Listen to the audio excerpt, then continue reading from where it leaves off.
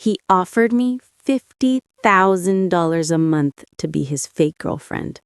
I was homeless and desperate, so I signed. Rule number 3, don't fall in love. I broke it, and it cost me everything. My hands trembled as I signed the contract in Alexander Chen's chrome and glass penthouse office. 3 hours ago, I'd been evicted from my apartment. 2 hours ago, I'd sat crying in a coffee shop, my last $8 spent on a latte I couldn't afford. 1 hour ago, his assistant had approached me with an offer that sounded like a fever dream. 6 months, Alexander said, his voice cold and mechanical as the city sprawling below us. You'll attend events, dinners, family gatherings. You'll smile, laugh at my jokes, and convince everyone that you are desperately in love with me. I studied him. Sharp jawline, perfectly tailored suit, eyes like winter storms. Forbes called him the Ice Prince of Silicon Valley. At 32, he'd built a tech empire worth billions. But every article mentioned the same thing. He was unmarried, unattached, and completely uninterested in relationships. Why me? I whispered, still confused about how his team had found me. Because you're nobody, he said simply. No social media presence, no connections, no complications. You're perfect precisely because you're invisible. His words should have stung, but they were true. Maya Rodriguez, failed art school graduate, working 3 jobs that barely kept me fed. Invisible. $50,000 a month. Deposited on the 1st. After 6 months, we stage a quiet breakup and you disappear. There's a confidentiality clause. Break it, and I owe you $5 million. I picked up the pen. $50,000. In 6 months, I could save enough to start over, maybe even finish my degree. It was just pretend, just business. As I signed my name, Alexander's expression never changed. But I caught something flicker in his eyes. Relief? Sadness? It vanished before I could be sure. Welcome to the performance, Miss Rodriguez. Try not to fall in love with me. They all do. The first 2 weeks were torture. Alexander's world was all cold handshakes and calculated smiles. He coached me like an actress preparing for a role. How to walk, what to wear, which fork to use at formal dinners. He bought me a wardrobe worth more than I'd earned in my entire life. But every dress felt like a costume. Smile more, he'd instruct during our practice dates. Touch my arm here. Laugh softer. You sound too genuine. Too genuine. As if real emotion was a flaw. Our first public appearance was a charity gala, where champagne cost more per glass than my former rent. Alexander introduced me to tech moguls and venture capitalists, his hand possessively on my lower back, his lies smooth as silk. Maya's an artist, he'd say. She sees the world differently than we do. But he never asked what I painted, never asked what I actually saw. The photographers loved us, the Ice Prince finally thawed by a mysterious nobody. Headlines speculated wildly. Who was Alexander Chen's mystery woman? I became a ghost version of myself, a reflection of what they wanted to see. At night, we returned to his penthouse separately. He had the master suite. I had the guest room 3 doors down. The contract explicitly forbade any actual intimacy. This is business, he'd reminded me the first night. Let's keep it professional. Professional. Yet sometimes I'd catch him watching me with an expression I couldn't decipher. And sometimes, when his guard dropped for half a second, I'd see past the ice to something warmer, something wounded. But I'd remember the contract burning in my designer purse. 50,000 reasons not to wonder, not to care, not to see Alexander Chen as anything more than my temporary employer. I was so naive. Week 3.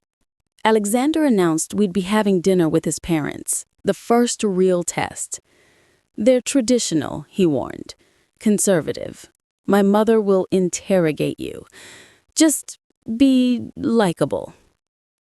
The restaurant was exclusive, the kind where there are no prices on the menu. Alexander's parents arrived like royalty, his father stern and calculating, his mother elegant but cold. I felt their judgment before I even sat down. Dinner was a performance. I smiled, nodded, played the role perfectly, until Alexander's mother asked, "So, Maya, what do your parents do?" The table went silent. Alexander's eyes flashed a warning. We'd rehearsed a safe answer, a comfortable lie. But something inside me cracked. Maybe it was the champagne. Maybe it was weeks of being invisible. Maybe I was just tired of pretending. My mother was a housekeeper, I said quietly. She cleaned homes like yours. She worked 3 jobs to raise me after my father left. She died of cancer 2 years ago because she couldn't afford treatment. She never saw me graduate. I watched Alexander's face drain of color. This wasn't the script. And I was homeless 3 weeks ago, sleeping in my car, eating once a day. Your son found me at my lowest point and offered me money to pretend to love him because apparently that's easier than actually feeling something real. Alexander's mother's fork clinked against her plate. His father's expression hardened, but I couldn't stop. So no, I don't come from your world. I come from the world of people who make your world comfortable, the invisible ones. And maybe that's exactly why your son chose me, because I'm disposable. I stood, legs shaking, and walked out. I expected to be fired. Instead, Alexander followed me into the rain. "Maya, wait!" Alexander's voice cut through the downpour. I was already soaked, standing on the street corner with no idea where to go. His penthouse? Not anymore. I'd just destroyed his perfect charade. He reached me, rain streaming down his face, his expensive suit ruined. "Why did you do that?" "Because I'm tired of lying," I shouted back. "Tired of being your pretty prop. Tired of pretending that your world doesn't look down on people like me." "You think I look down on you?" His voice cracked, the first real emotion I'd heard from him. "Maya, I chose you because you were real. Everyone in my world is fake. Every smile calculated, every relationship transactional. But you were just surviving. There was something honest about that." "Then why the contract? Why the rules and the rehearsals and the—" "Because I don't know how to do this." He ran his hands through his wet hair, finally breaking. "My parents raised me to see everything as business. Love was weakness, emotion was liability.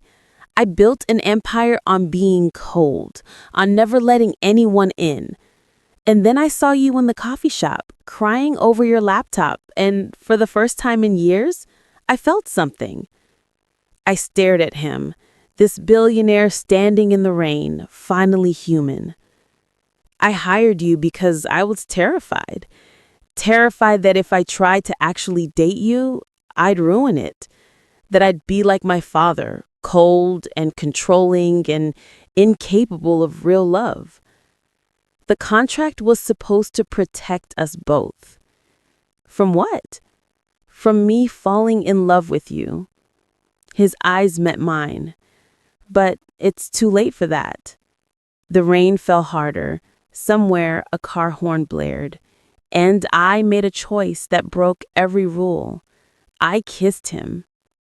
We barely made it back to the penthouse. Our kiss in the rain became kisses in the elevator, in the hallway, stumbling through his door like we'd been starving for each other. "The contract," I breathed between kisses. "Fuck the contract," Alexander whispered against my neck, and hearing him swear, finally losing control, sent heat through my entire body. His bedroom was all floor-to-ceiling windows overlooking the glittering city. He paused at the threshold, his hands cupping my face. "Maya, are you sure? Once we cross this line, I pulled him inside, answering with my body instead of words. We shed our wet clothes, leaving them pulled on the marble floor.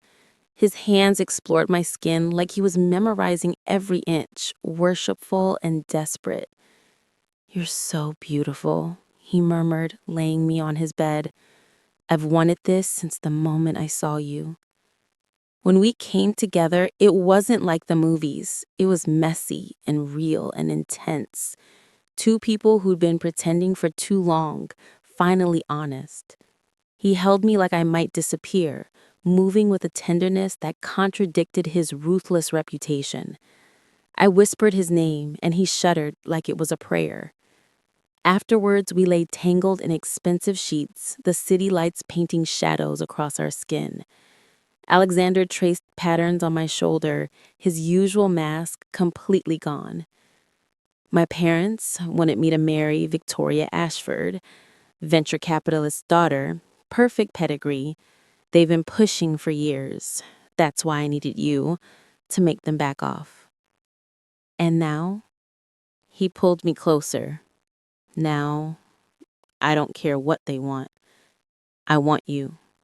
Really want you. I should have been happy, but a cold feeling settled in my chest.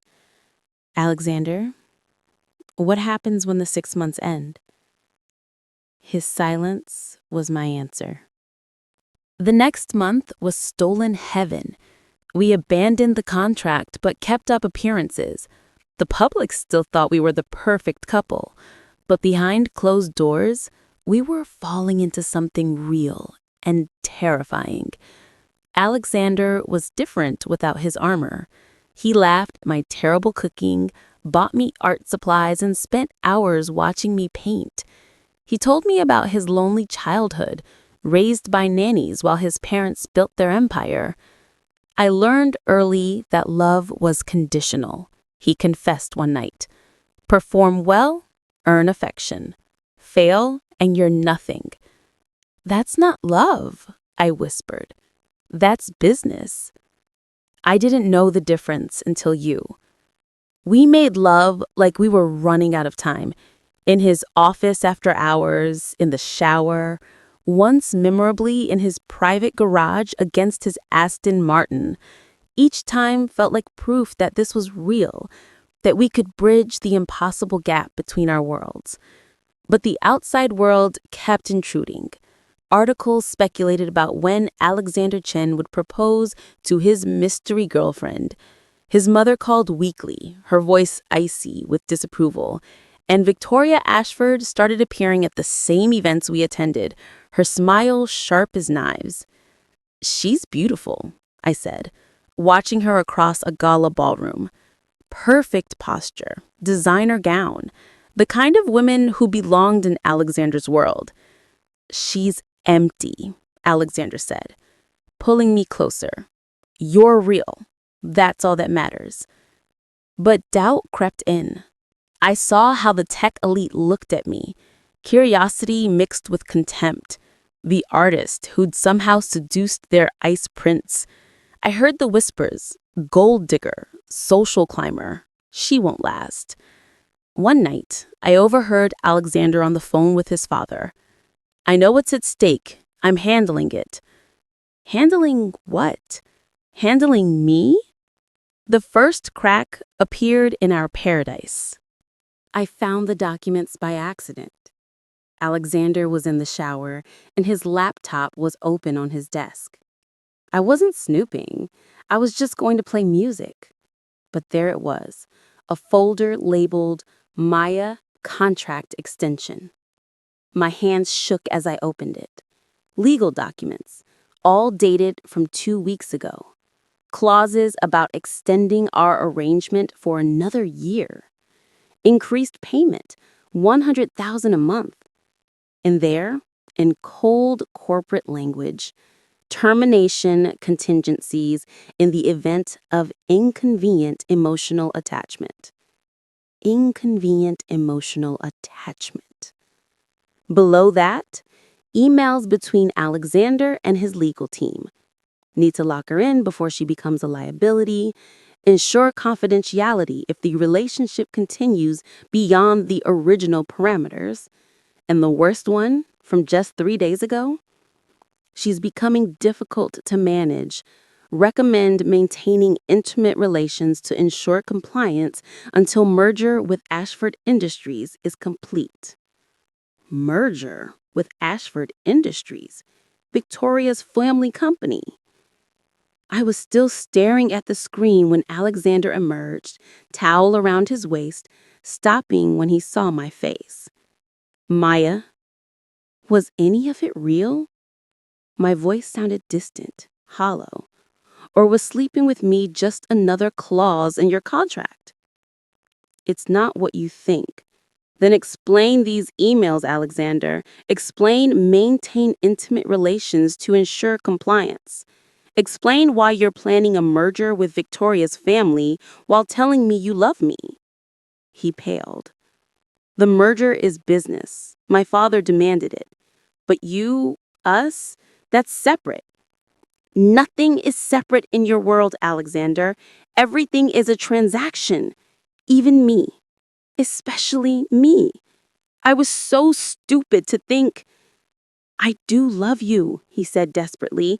Maya, please. Love isn't something you manage, Alexander. It's not a contract you can negotiate. I walked toward the door, toward the guest room where I'd barely slept in weeks. Don't leave, he whispered. But I already had. I spent 3 days locked in the guest room, refusing to see him. Alexander left food outside my door like I was a wounded animal. He sent texts I didn't read. Finally, he slipped a handwritten letter under the door. Maya, I know you won't believe me, but I need you to understand. My father threatened to destroy everything I built if I didn't agree to merge with Ashford Industries. It's not about Victoria. I don't love her. I never did. But my father holds leverage over me. My mother's medical trust fund. She has early onset dementia. He controls her care. If I don't comply, he'll cut her off. I created those contract extensions before I fell in love with you. They were my backup plan, my way of keeping you close while managing my father's demands. But then everything changed. You changed me. The man who wrote those emails doesn't exist anymore. I'm trying to find a way out for both of us, but I need time. I need you to trust me. Please, Maya, don't let my past mistakes destroy our future. I love you, really, truly love you. That was never in any contract. Yours, Alexander. I read it twice, then burned it in the sink. That night, I packed my things. The designer clothes felt like chains, so I left them. I took only what I'd arrived with, my one worn backpack, my art supplies, my dignity. As I walked out, Alexander stood in the hallway, looking more broken than I'd ever seen him. Where will you go? He asked quietly. Anywhere but here. Maya, you taught me something, Alexander. I'm not nobody. I'm not invisible, and I'm worth more than any amount of money you can offer. I left the Ice Prince's palace and walked into the night, finally free. 3 weeks later, I was painting again, living in a tiny studio apartment with 2 roommates, working at a coffee shop, but painting. Real art. Angry, passionate, honest. All the emotion I'd bottled up during those months of pretending. Then, the exhibition happened. My roommate knew a gallery owner who needed pieces for a group show. On a whim, I submitted my newest series, the Ice Prince collection. Paintings of Alexander, vulnerable, broken, human. Our story told through brushstrokes and color. The night of the opening, I wore my own clothes, not designer labels. I stood by my art, terrified and proud. And then he walked in. Alexander looked terrible. Dark circles under his eyes, his suit slightly rumpled. Small details that spoke volumes. He stopped in front of the centerpiece, a massive canvas titled Thawing. "You captured something I didn't know existed," he said softly. "Why are you here?" He turned to face me. "I dissolved the merger. Told my father I wouldn't marry Victoria, wouldn't play his games anymore. He cut me off from the family trust, threatened to tank my company's stock. So I made my mother's trust irrevocable.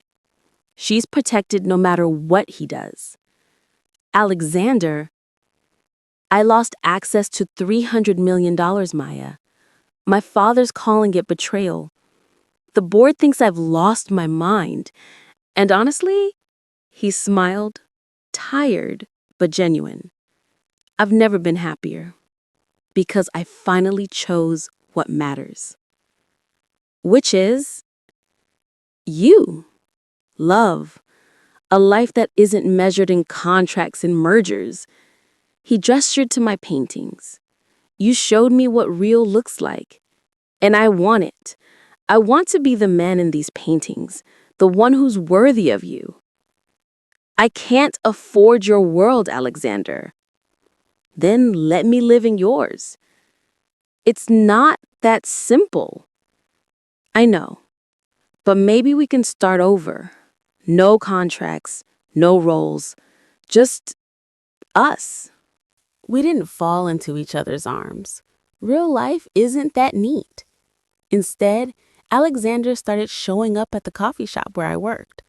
He ordered black coffee and sat in the corner, working on his laptop. Sometimes we talked, sometimes we didn't. He moved into a modest apartment. Modest by his standards, still nicer than mine. He wore jeans, he learned to cook. His company stocks did drop, and he lost some investors, but he rebuilt his board with people who valued integrity over profit margins.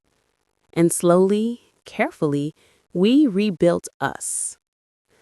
3 months later, on a rainy Tuesday night, I showed up at his apartment with takeout and found him painting. He was terrible at it. Messy, clumsy, but trying. "I'm painting you," he said sheepishly, showing me a canvas covered in chaotic colors. "It's supposed to be you in the coffee shop, but I think it looks like an angry rainbow." I laughed, really laughed, for the first time in months. It's perfect. It's awful. It's honest. That's what matters. He set down his brush and pulled me close. "I know I destroyed your trust. I know I have years of proving myself ahead of me. But Maya Rodriguez, I love you without contracts, without clauses, without conditions. You're not my employee or my prop or my convenient girlfriend. You're the woman who taught me how to feel." "And you're the man who taught me I'm not invisible," I whispered back. We made love that night, unhurried and tender. No mansion overlooking the city, just a regular apartment, and two people choosing each other. 6 months later, I sold my entire Ice Prince collection for enough money to open my own gallery. Alexander proposed not with the massive diamond, but with a paintbrush engraved with "Forever, no contracts needed." I said yes. And that's how a contract for fake love became the realest thing I've ever known. Sometimes the greatest love stories start with the biggest lies, until someone's brave enough to tell the truth. If you felt every emotion in Maya and Alexander's journey, hit that like button and subscribe for more stories that will make you believe and love again. Trust me, you won't want to miss what's coming next.